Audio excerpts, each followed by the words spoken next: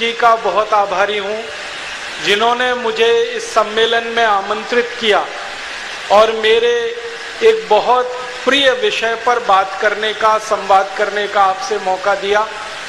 भारत देश में सन 1857 की जो क्रांति हुई थी, इस क्रांति के विषय में पिछले कई वर्षों से मैं कुछ दस्तावेज एकत्रित करता रहा हूँ, उनका अभ्यास करता रहा हूँ, आज भी कर रहा हूँ और ये जानने और समझने की कोशिश करता रहा हूँ कि 1857 की जो क्रांति हुई थी वो क्यों हुई थी, कैसे हुई थी, उसके परिणाम कहाँ तक गए थे और उस क्रांति ने हमारे देश में ऐसा क्या उथल पुथल मचाया जो अंग्रेजों को भारत छोड़कर चला जाना पड़ा, जबकि अंग्रेजों की इच्छा बिल्कुल नहीं थी भारत को छोड़ने की।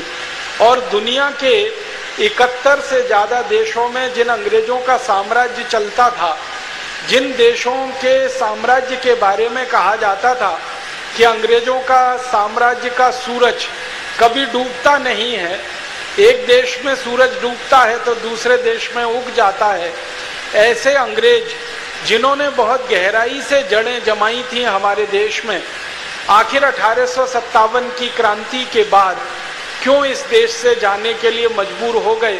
ये सब कुछ गंभीर प्रश्न हैं जिनको मैं आपके साथ मिलकर आज के इस व्याख्यान के माध्यम से समझने की कोशिश करूंगा।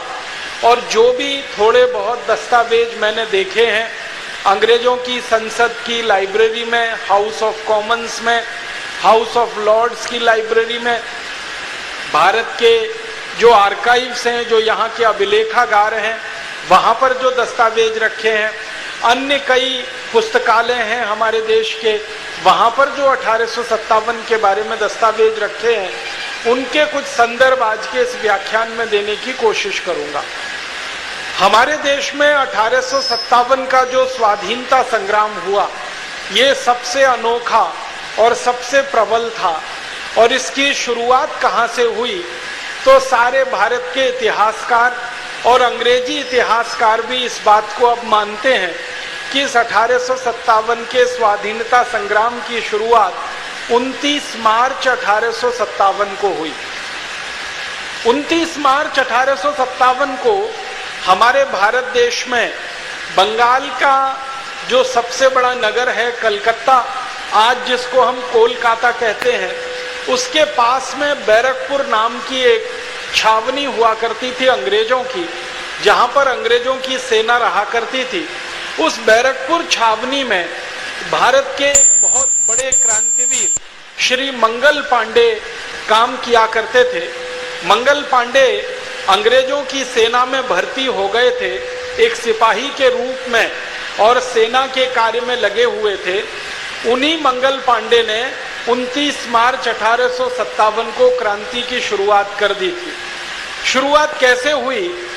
हमारे भारत में सन 1856 से अंग्रेजों की सरकार ने कुछ ऐसे कारतूस बनाकर इस्तेमाल करना शुरू किया था जिन कारतूसों में गाय और सूअर की चर्बी लगाई जाती थी। हमारे भारत देश में अंग्रेजों की सेना जो कारतूस इस्तेमाल किया करती थी, उन कारतूसों में गाय और सूअर की चर्बी का तेल निकालकर लगाया जाता था और भारत के सैनिक जो अंग्रेजी सेना में नौकरी किया करते थे, उनको वो कारतूस मुंह से खोलने के लिए मजबूर होना पड़ता था।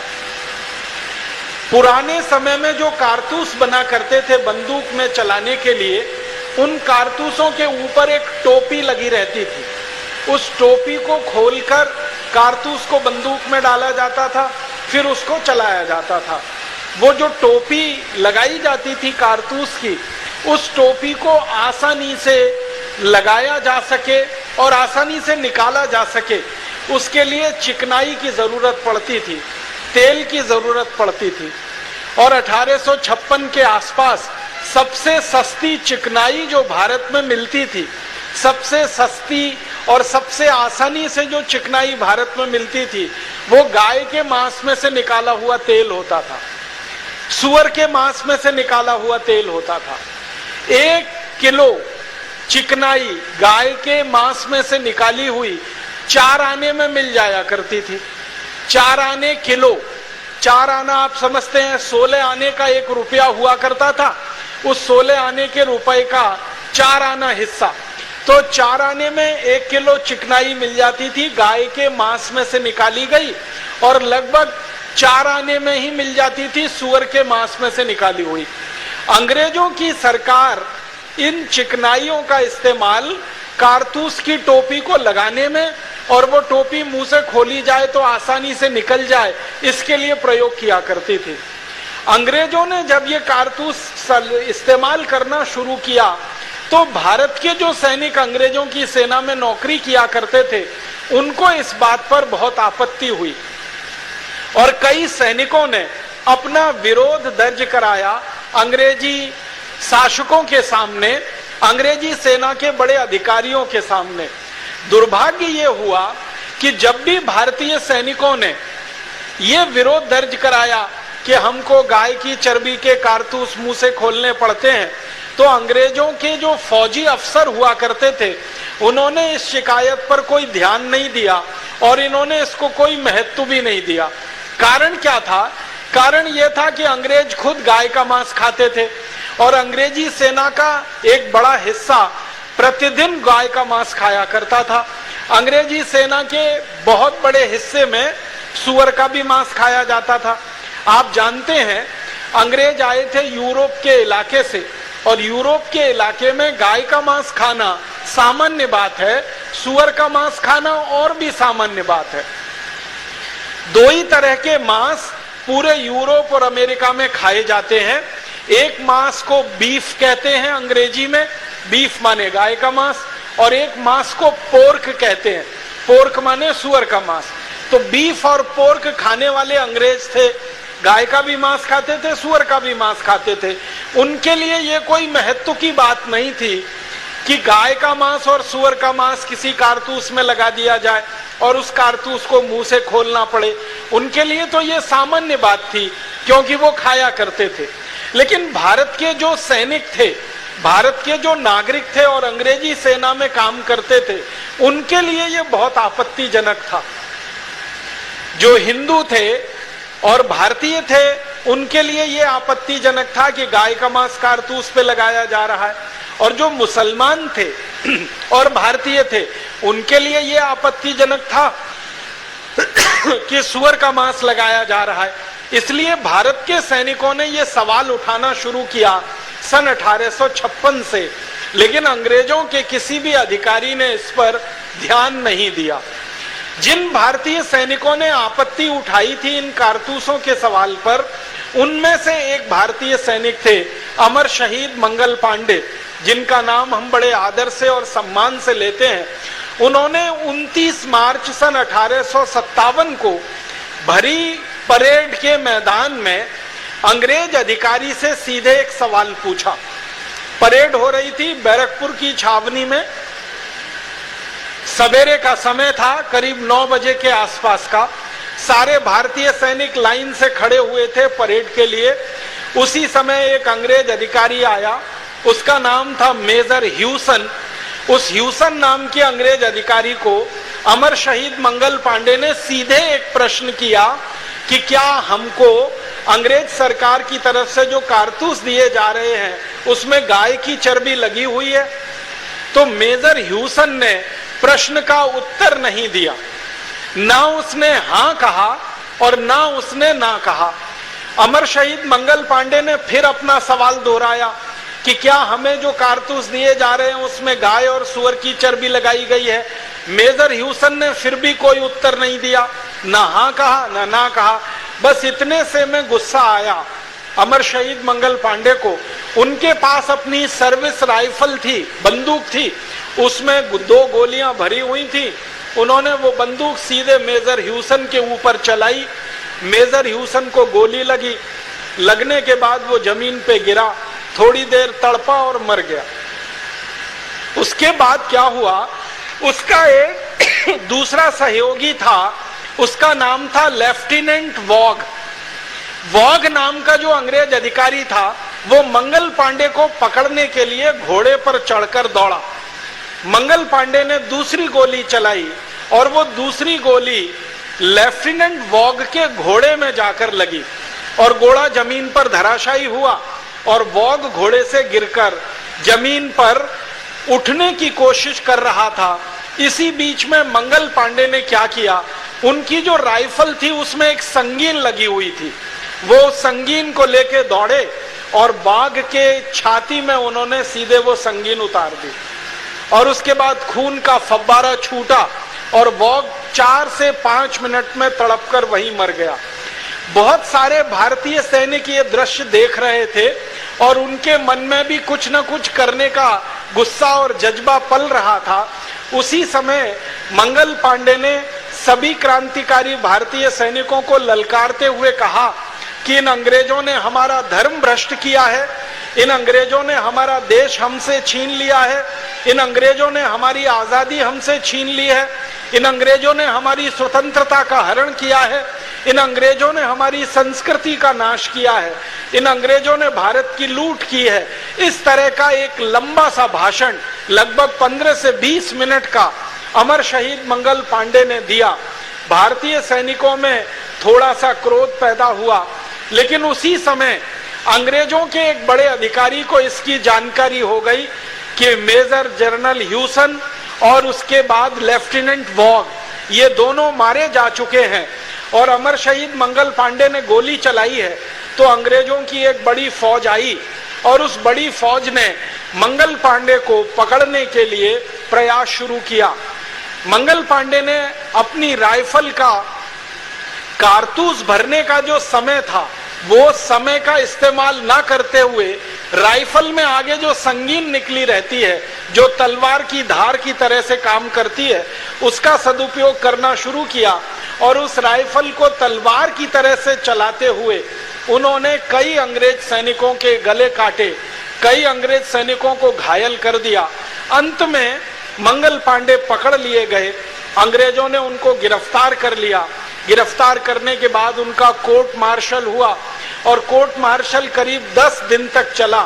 10वें दिन उनको फांसी की सजा सुना दी गई और 8 अप्रैल 1857 को बैरकपुर की छावनी में अमर शहीद मंगल पांडे को अंग्रेजों ने फांसी पर चढ़ा दिया। समस्या ये हुई थी उस समय कि मंगल पांडे को फांसी देने के लिए कोई तैयार नहीं था। फांसी की घोषणा हो चुकी थी लेकिन उनको फांसी देने के लिए कोई तैयार नहीं था। जितने भी जल्लाद अंग्रेजों की सेना में उस समय नौकरी करते थे बैरकपुर की छावनी में, सबने मना कर दिया कि हम मंगल पांडे को फांसी पर नहीं चढ़ाएंगे। तो अंग्रेजों के सामने समस्या ये खड़ी हुई कि फांसी की सजा तो होनी है, अब जल्लाद कोई तैयार नहीं है तो क्या किया जाए। तो अंग्रेजों ने कलकत्ता से फिर कुछ दूसरे जल्लादों को मंगवाया। उन जल्लादों को बहुत ज्यादा पैसे का लालच दिया गया और ना सिर्फ पैसे का लालच दिया गया बल्कि उनको बहुत ज्यादा बड़ी तरक्की मिल जाएगी सेना में, फौज में, उनके बच्चों को जिंदगी भर के लिए फौज में नौकरी मिलेगी और पेंशन की व्यवस्था की जाएगी उनके लिए। ऐसे लालच के साथ 4 जल्लाद कलकत्ता से बुलाए गए। उन जल्लादों ने 8 अप्रैल 1857 को अमर शहीद मंगल पांडे को फांसी पर चढ़ाया। ये दृश्य जब भारतीय सैनिकों ने देखा कि मंगल पांडे का कोई कसूर नहीं था, फिर भी अंग्रेजों ने उनको फांसी पर चढ़ा दिया। उन्होंने एक सीधा सा प्रश्न पूछा था कि क्या कारतूस में गाय और सुअर की चर्बी लगाई जाती है। इस सीधे सवाल का जवाब ना देकर अंग्रेजों ने झूठ मूठ में कोर्ट मार्शल करके मंगल पांडे को फांसी दे दी है।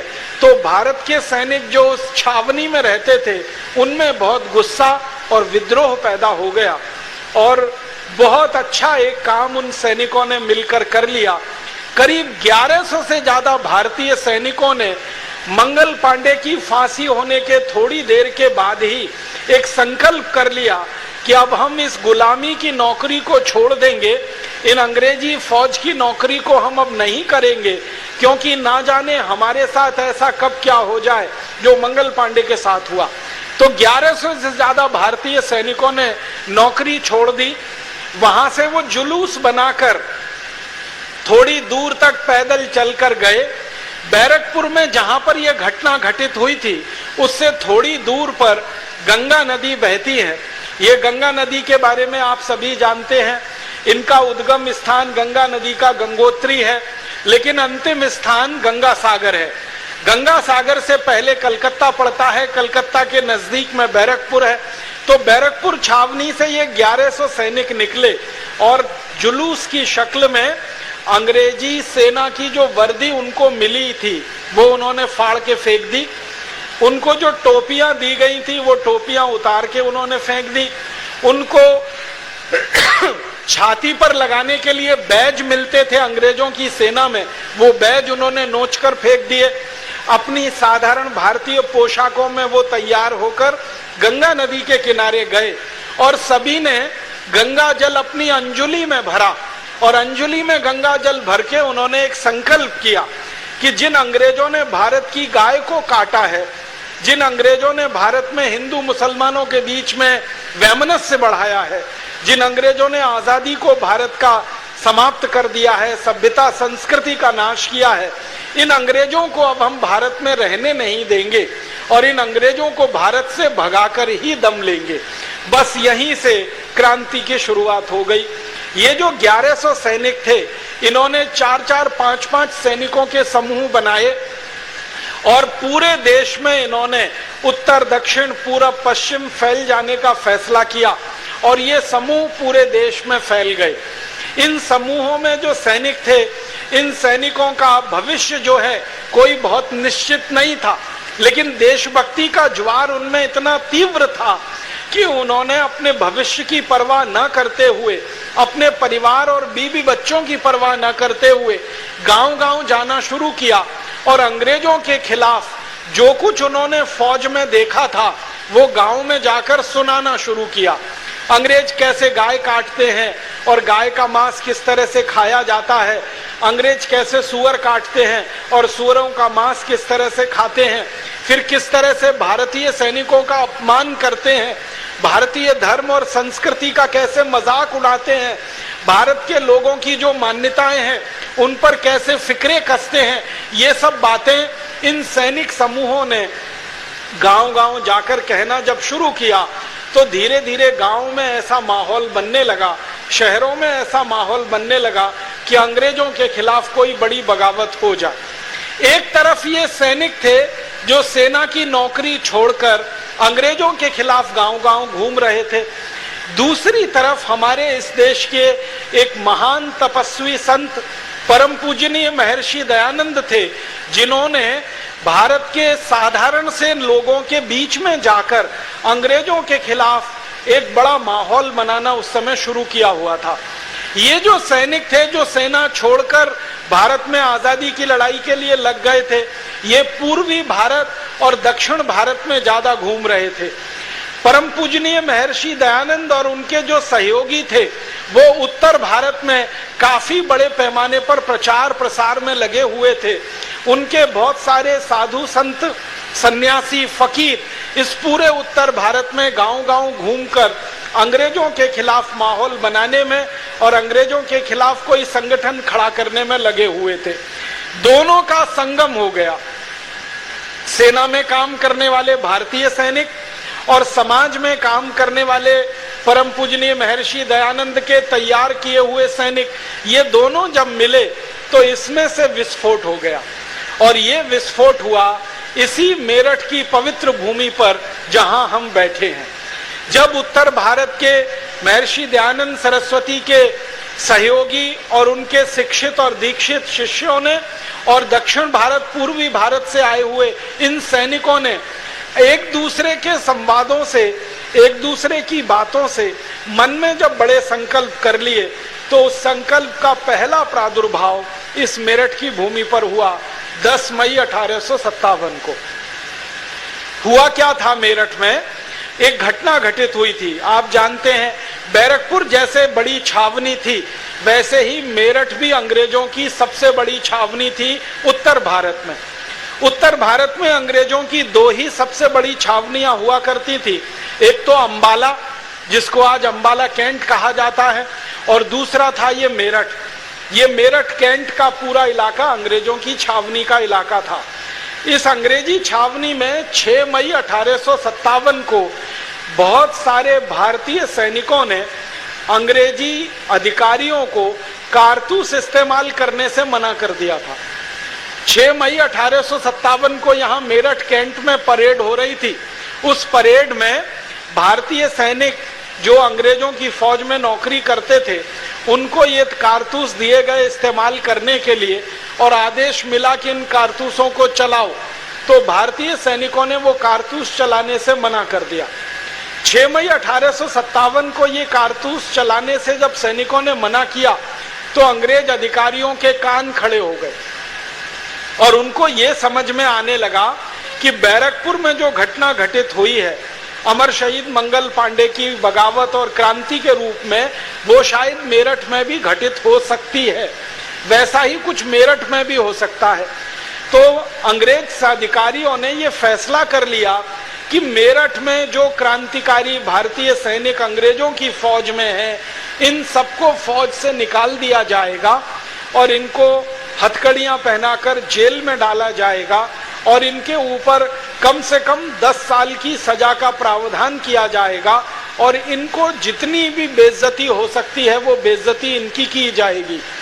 6 मई 1857 को अंग्रेजों ने ये तय कर लिया और 9 मई 1857 को सवेरे करीब 9 साढ़े 9 बजे मेरठ कैंट में 90 से ज्यादा भारतीय सैनिकों को फौज में से निकालने का आदेश सुना दिया गया, क्योंकि वो 90 सैनिक थे जिन्होंने ये कारतूस इस्तेमाल करने से मना कर दिया था।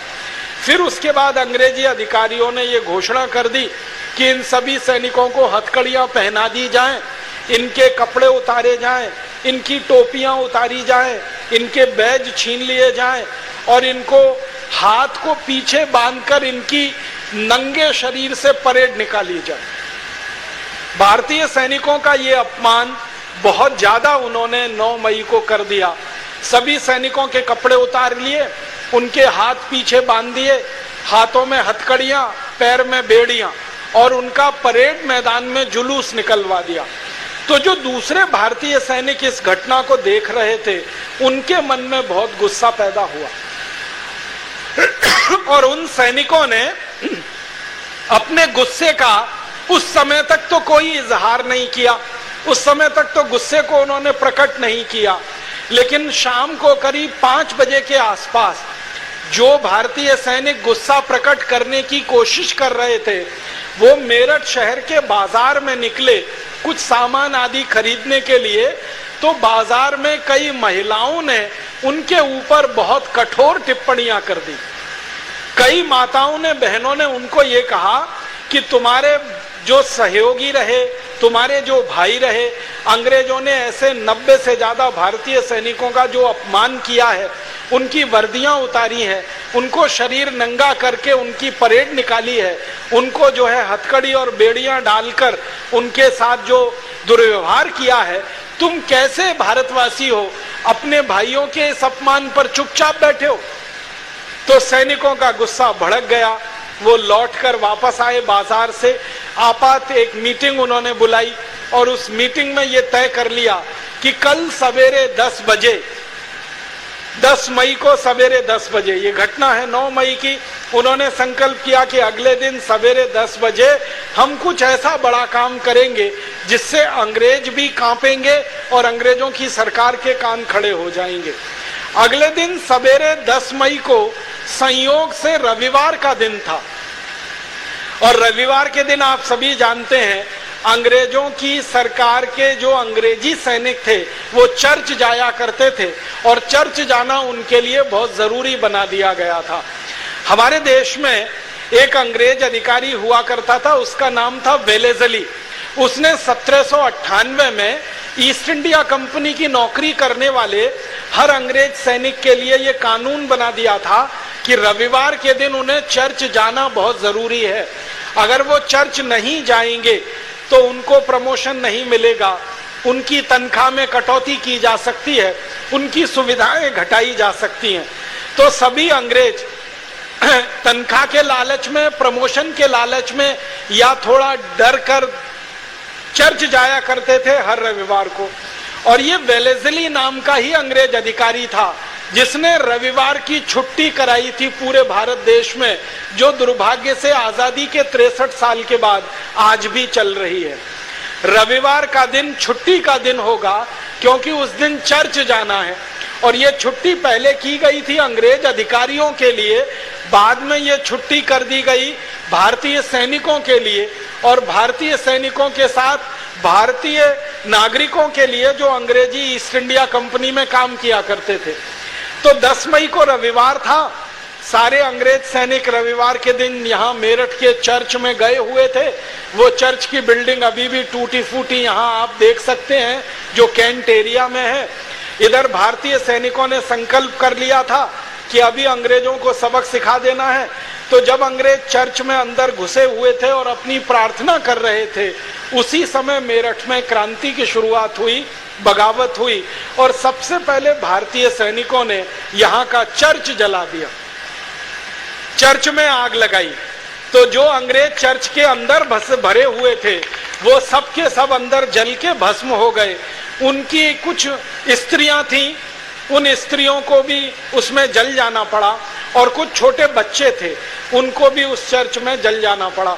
कुछ बच्चे और कुछ स्त्रियां संयोग से निकलकर बाहर आ गए थे, लेकिन उनको लोगों ने नहीं छोड़ा, क्योंकि चर्च में आग लगाने का काम भारतीय सैनिकों ने जरूर किया था, लेकिन आग लगते समय हजारों की संख्या में मेरठ के नागरिक भी वहां उपस्थित थे, और उन्होंने चर्च को चारों तरफ से घेर रखा था। और उनके मन में गुस्सा इस बात का था कि एक भी अंग्रेज को यहाँ से हम जिंदा वापस नहीं जाने देंगे। जो भी चर्च के अंदर है उसको तो अब यहाँ से सीधे भगवान के पास ही भेजेंगे।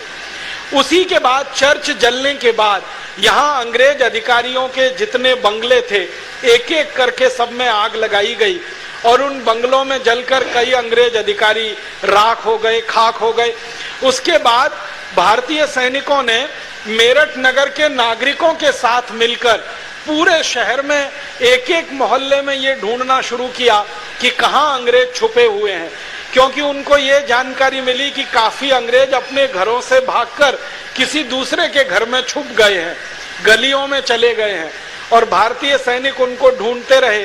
शाम हो गई, और शाम करीब 6-7 बजे तक आते आते मेरठ में एक भी अंग्रेज जिंदा नहीं बचा। सभी अंग्रेजों को भारतीय सैनिकों ने और मेरठ के नागरिकों ने मिलकर कत्लेआम कर दिया।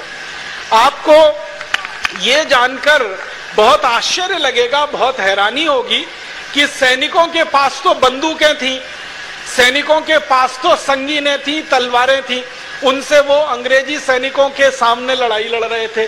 लेकिन मेरठ के जो नागरिक थे उनके हाथ में क्या था? उनके हाथ में तो बंदूक नहीं थी, उनके हाथ में तो तलवार नहीं थी। तो अंग्रेजों के जो दस्तावेज हैं वो बताते हैं कि मेरठ के नागरिकों के हाथ में फसल काटने वाला हंसिया था,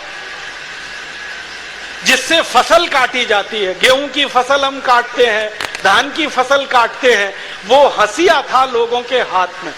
और उस हंसियों को लेकर माताएं बहनें सड़क पर और भाई भी सड़क पर घूम रहे थे, और जहां कोई अंग्रेज मिलता था गर्दन उसकी हंसिये से काटते थे। सैनिकों के पास तो बंदूकें थी, तलवारें थी चलाने के लिए, लेकिन साधारण नागरिकों के हाथ में तो हंसिया था। कुछ साधारण नागरिकों के बारे में अंग्रेज दस्तावेज बताते हैं, अंग्रेजी दस्तावेज, कि उनके हाथ में खुरपी थी, खुरपा था, हंसिया था। ऐसी चीजों को लेकर ये सारे नागरिक इकट्ठे हुए थे। और सबसे ज्यादा आश्चर्य में डालने वाली जो बात है वो ये कि अंग्रेज इतिहासकारों ने जब इन नागरिकों के बारे में जानकारी लेने की कोशिश की तो पता चला कि मेरठ के आसपास के लगभग 40 से ज्यादा गांव के लोग इकट्ठे हुए थे अंग्रेजों से बदला लेने के लिए। इन 40 गांवों की पूरी सूची है, हाउस ऑफ कॉमन्स की लाइब्रेरी में रखी हुई है। ये सब गांव मेरठ के आसपास के गांव हैं। कुछ गांव हैं जो मेरठ से मुजफ्फरनगर के बीच में हैं, और कुछ गांव हैं जो मेरठ से मोदी नगर के बीच में है। इन 40 गांव के नागरिकों की संख्या हजारों में थी, जिन्होंने अंग्रेजों को यहाँ से कत्लेआम करा दिया। उसके बाद रात हो गई, एक भी अंग्रेज जिंदा नहीं बचा, तो भारतीय सैनिकों ने तय कर लिया कि अब क्या करना है। तो अब उन्होंने कहा दिल्ली चलना, और दिल्ली चलकर अंग्रेजों का जो मुख्य केंद्र है उस पर कब्जा करना है। तो लगभग 2000 भारतीय सैनिक, उनके साथ कुछ भारतीय नागरिक जो सामान्य नागरिक थे, गांव से इकट्ठे होकर आए थे, इन लोगों ने घोड़ों की और कुछ खच्चरों की व्यवस्था की और उन पर बैठकर ये सारे सैनिक रातों रात दिल्ली के लिए निकल गए। सवेरा होते होते ये दिल्ली पहुंच गए। 11 मई को 1857 के साल में दिल्ली में 2000 मेरठ के सैनिक जो भारतीय सैनिक थे और 1.5